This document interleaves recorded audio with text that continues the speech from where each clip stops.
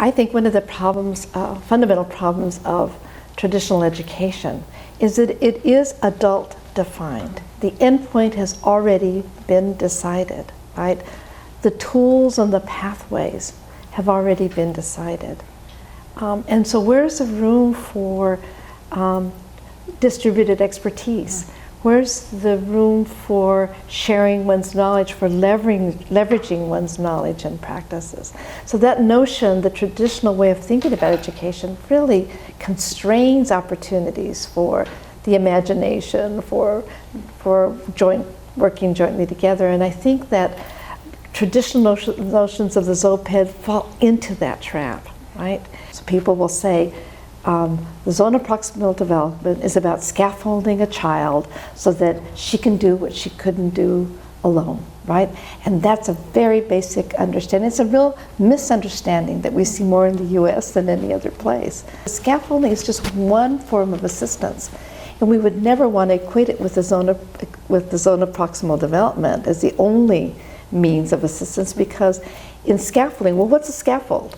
A scaffold holds somebody up. Think of a window washer or something, and it's a very important kind of strategy, right, an approach, but it's already an adult defined. The end point is already defined by the adult, right? So we want to use scaffolding when it's really, really necessary. So for example, when I was teaching my son to cross the street at 3 years old or 5 years old, I don't use trial and error, right? It's a very heavily scaffolded kind of activity. We don't say zone of proximal development, we say ZOPD. ZO means wise men in African traditions, and PED is pedagogy. So you're thinking about wise pedagogy when we're talking about that, right? And so a wise pedagogy is thinking about how to stretch, how to jointly imagine new forms of learning, right? So the endpoint's not known, right? That's what makes it both exciting and complicated, is that we can't predefine where we're going to go, but we know that we want to do what we're learning now so that we can use it across multiple contexts for the future, right? And that's very different from how we think about education in the classroom.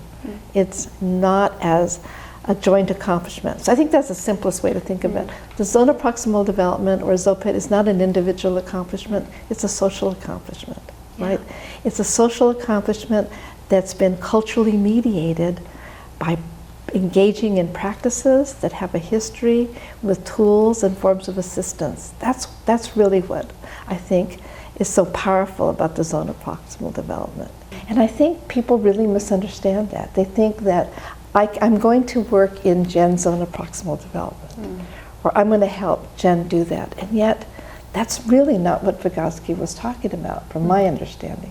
One of the things that has really helped us in our after-school setting, called El Pueblo Mágico, that I work with Daniela De Giacomo, who's been studying this, is that practices like making and tinkering, their tinkerability really kind of affords this kind of distributed expertise that repositions the adult as a learner. Having to learn side by side with the youth is really important. So we need to think about strategically using more practices that really kind of push on traditional divisions of labor.